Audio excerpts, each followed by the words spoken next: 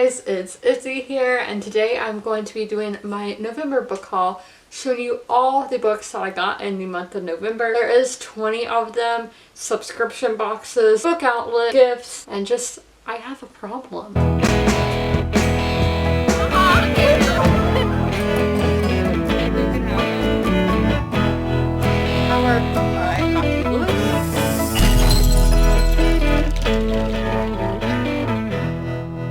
So we are going to be starting with the books I got on Amazon. So the first one I did get on Amazon, and that is The House of Impossible Beauties, a novel by Joseph Cassara. Sorry if I'm pronouncing it wrong. So this is set in 1980s New York, and it follows the drag scene in New York, and just there's a lot happening. You have the Harlem Ball scene happening, AIDS is happening, and New York back then was a very gritty place. It still is a dirty place by like trash, but back then it was just a lot of strip clubs and that kind of thing. It wasn't really a family friendly place, and you can see that in the Guns N' Roses music video, The Garden, of how New York used to be. I'm not exactly sure when it changed. Every time I've been to New York it's been how it is today, but this book is set in the 1980s. I don't know if I said that, but yeah, it's 1980 in New York City, and I'm excited for that. So our next one I could not find on Amazon, so I had to go to eBay, and that is Dawn of Empire, a novel by Sam Baroun. And this may be a series, but yeah, this takes place 5 millennia ago on the eastern banks of the river Tigris. So that is in the present day Middle East, and it's something set way back then, and I haven't really read anything set that far back, and I feel like we can get all the answers to the questions we have today back then. The answers exist and they're in ancient text and all that. It's kind of happening in the book I'm reading right now, but that's a fantasy novel. So our next one I got on Amazon, and that is, and this is in the order I got them, just to let y'all know. And that's Into the Black, the Inside Story of Metallica from 1991 to 2014. This is by Paul Brannigan and Ian Winwood. We don't have Lars on the cover, and I feel like he's a signature member. He's been there since the very start. But that's what happens when you're the drummer. So this book tells the story of Metallica, from the birth of Metallica to Metallica in 2014. It says birth school. I don't know what that means. Metallica's still a band. They're doing shows in 2020 and everything. They're one of my favorite bands, and there are pictures in here and everything. Dave Mustaine got pictures in here, so happy for him. Yeah, so that should be a lot of fun. Our next one is another book about a band, and it is by the band, and that is The Dirt by Motley Crue. Now, why am I just now getting this? Who knows? I've seen the movie 7 times. I've been a Motley Crue fan for literally basically almost this entire decade, and I love them. And this book, it has the flop, so that is always a plus. And just, they're one of my all-time favorite bands. They're my second favorite band after Guns N' Roses. If Guns N' Roses wrote a book like this, I would die. All the members of Guns N' Roses have wrote books except Axl and Izzy, and to be honest, I don't see either of them writing a book. I can still dream, right? So this tells a lot of stuff that happened to this band. They're the most notorious rock band. Yeah, they are. So our next book is a Stephen King book, and after I read it, I was like, I'm not gonna read Stephen King again. The book was just so long and dragged out. I bought this. So this is 11/20/2263. I don't know if you read it out like that or if you read it as November 22nd, 1963. So my apologies. Now, the reason I got this is about if JFK didn't die. So if time travelers stop JFK from dying. So if you're like, okay, but why did you get it? So obviously that is a huge conspiracy theory about who killed JFK and all that. I'm not going to get into that here today, but I do have my own theories. So I read a thing on, I think it was the Mandela Effect subreddit. It could have been the thing, I can never get the name of that right. But it's, a lot of things started changing in 1963. And a lot of Mandela effects. So a lot of people think, what if it was because time travelers were going back trying to stop JFK from getting shot? So this book was recommended there. Time travel has always been something that fascinates me a ton, so I'm gonna have to check it out. And this is going into my Barnes & Noble. The Dirt was the first one from Barnes & Noble. So our next book is Nottingham, No King, No Rules by Nathan Mackar. And this is a historical fiction kind of retelling of Robin Hood. And it is set in England in 1191. And it's, the Crusades are happening, so the king is away. The people kind of have rule for themselves. I don't know. But so yeah, King Richard is half a world away, fighting for God and his own ambition.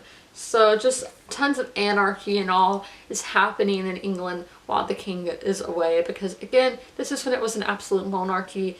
There wasn't really a, what is it called? There's a House of Commons Parliament. That's the word I'm thinking of. So there was like none of that, because again, this is in 1191. And on the back, a blurb says he is Brian Cogman, who's a co-executive producer and writer for Game of Thrones, said the most pleasurable reading experience I've had since discovering George R. R. Martin's A Song of Ice and Fire, which is my all-time favorite series. So that is good to see that. So our next book is a fantasy novel, and again, it's not again, but it's Madison Margaret paperback. I don't like Madison Margaret paperback, but this was the only one they had, and that is The First King of Shannara by Terry Brooks. And this is with druids and magic and warlocks and all kinds of stuff, and you can tell when it's a Madison Margaret paperback that it is an old school fantasy novel published in 1996, which is the same year as A Game of Thrones. So those were all the Barnes & Noble ones. So our next one was a gift, and that is Anna, again, I'm not sure, by Leo Tolstoy. So this is a classic novel. I can't tell you what it's about. I know it's Russian. And we have the cloth-bound edition right here, but I don't like to annotate in those editions, so I just get another copy, and usually it's like on Amazon. I'll just go buy like a $5 copy, but my grandma saw this at a thrift store and got it for me because she knows I'm going back and reading the classics and all that. So there we have Anna Karenina. And our next one is Leviathan Wakes by James S.A. Corey. Again, really floppy. So if you didn't know, this is a sci-fi series, and it is written, James A. Corey is actually two people, and that is, I cannot find the names on here, but they are made to one guy, but it is a false name. I don't remember what you call that, but he is the one who does a lot of the illustrations and all for A Song of Ice and Fire for their comics and all that kind of stuff, and I've seen him do some other things with A Song of Ice and Fire. But yeah, this is now a TV series, and obviously George R. R. Martin has a blurb on the front, so I was like, it has to be good. And The Expanse is the TV series. I think it comes on Amazon or Sci-Fi. I don't have Sci-Fi, but you can get everything on Amazon.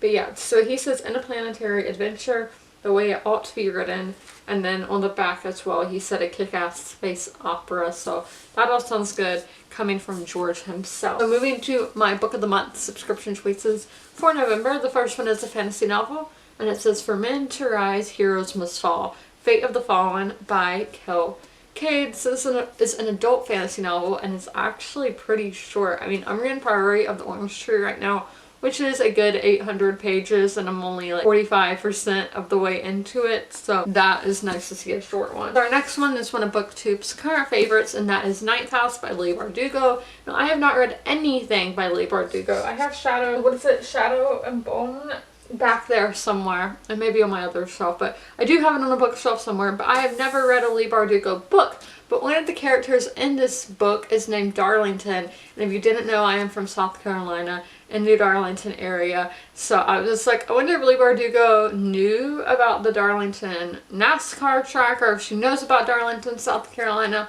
I don't know, so I'm curious to see if they mention it at all in the book. So our next book is by George R. R. Martin. I had pre-ordered, and it is the illustrated edition of A Clash of Kings.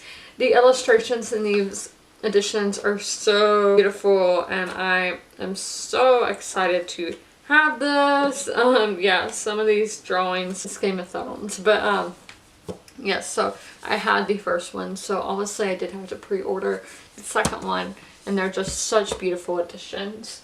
So our next one is in a romance series. I bought the 10th book in a series thinking it was the first because it's the first in like a sub-series within the series. So I went back and got the prequel to the whole series, and that is When Lulu Was Hot by Sandra Hill. And this is a romance series set in Louisiana, or I don't know if it's in New Orleans. I see New Orleans in the back, or I don't know if it's in the bayous, but just about Cajun people, and I don't know. But yeah, there was the one I got, I don't really know what this one's about, but the one that was the 10th book in the series, they go and find this family that nobody has seen in years, like a lot of years, in the bayou, and I saw, it's like, whoa, a romance book talking about that, that's pretty cool.